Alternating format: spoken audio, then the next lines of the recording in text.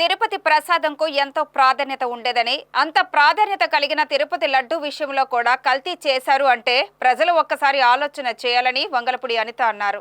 తిరుపతి వెంకన్న స్వామి కోసం ఎవరు తప్పుగా మాట్లాడినా పుట్టగతులు ఉండవని హోమ్ మినిస్టర్ అన్నారు. గత ప్రభుత్వం దేవుడితో కూడా వ్యాపారం చేసేశారని, ఎంతకన్నా విడ్డూరు ఏముంటుందని అన్నారు.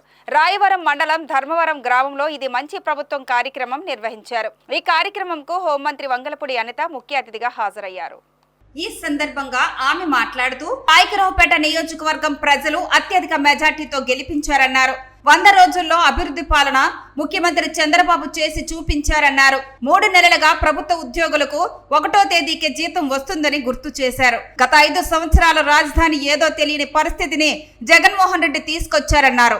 జగన్మోహన్ రెడ్డి కేసుల మాఫీ కోసమే ఢిల్లీ వెళ్లేవారని ఎద్దేవా చేశారు. పాయకరావుపేట నియోజకవర్గంలో గంజాయి, మద్యం, సారా విషయంలో నాయకులు ఫోన్ చేసినా పోలీసులు పట్టించుకోవద్దని ఆదేశించారు. అనంతరం ఉన్నత రుణాల చెక్కును మహిళలకు అందజేశారు.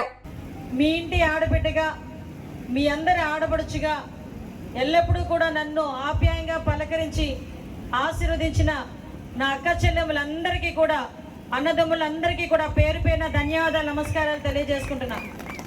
నిజంగా ఇందాక పెద్దలు చెప్పినట్టుగా పాయకరావుపేట నియోజకవర్గంలో ఎప్పుడూ రానంత మెజారిటీ, దగ్గర 44,000 మెజారిటీతో మీ ఆడపడుచునైనా నన్ను ఎన్డీఏ కూటమిని ఇక్కడ మీరందరూ కూడా బలపరచడం, మీరందరూ కూడా గెలిపించుకోవటం, మాట్లాడే పరిస్థితి ఈరోజు కనిపిస్తా ఉంది. మళ్ళా ఈరోజు మీరందరూ కూడా తిరుపతి ఒక్కసారి వెళ్ళిరండి. వెళ్తే మీకే తెలుస్తుంది మళ్ళీ లడ్డు ఎలా ఉంది, లడ్డు టేస్ట్ ఎలా ఉంది, అందులో నెయ్యిని యూజ్ చేశారండి. ఒక్క నిమిషం అందరికీ గుండె ఆగినంత పని అయింది. ఆ నెయ్యిలో కల్తీ ఉందా అని. అదే నెయ్యితోనేమో లడ్డు చేస్తారు, వడ, కొంతమంది అయితే దీపాలు వెలిగిస్తారు అదే నెయ్యితో. అంటే ఎంత పాపం జరిగిందో ఒకసారి మీరు అందరూ ఆలోచన చేసుకోవచ్చు. దాని మీదనే ఈరోజు గౌరవ ముఖ్యమంత్రి గారు తిరుమల తిరుపతి దేవస్థానం కొండ మీద ఆ పాప ప్రక్షాళన కూడా ఈరోజు ఏర్పాటు చేసి అక్కడ పూజలు కూడా ఏర్పాటు చేసే పరిస్థితి ఈరోజు అందరికీ జరిగింది. అంటే నేను ఎందుకు ఈ మాట చెప్తున్నానంటే లడ్డూలను కూడా కల్తీ చేసేసారు. పరదాలు కట్టక్కర్లే, చెట్లు కొట్టక్కర్లే, ధైర్యంగా ప్రజలు కూడా ముందుకు వచ్చి తమ సమస్యలు చెప్పుకునే పరిస్థితిలో ఈరోజు ముఖ్యమంత్రి నడవడిక, ముఖ్యమంత్రి తాలూకా పరిపాలన ఉందన్న సంగతి మీ అందరికీ కూడా గుర్తు చేయాలి.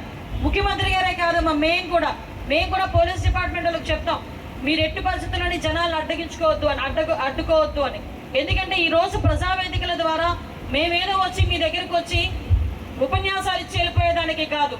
ఇక్కడ ఇందాకే మన స్పెషల్ ఆఫీసర్ గారు చెప్పారు, ఒక గ్రీవెన్సీ సెల్ కూడా ఏర్పాటు చేస్తున్నాం. ఆ గ్రీవెన్స్ వచ్చిన మీ ఫిర్యాదులు వచ్చినవన్నీ కూడా క్రోడీకరించుకుంటాం. వాటితో పాటే ఫిర్యాదులు పెట్టెలు కూడా ఏర్పాటు చేయమన్నాం. మరి ఎక్కడో గ్యాప్ వచ్చింది.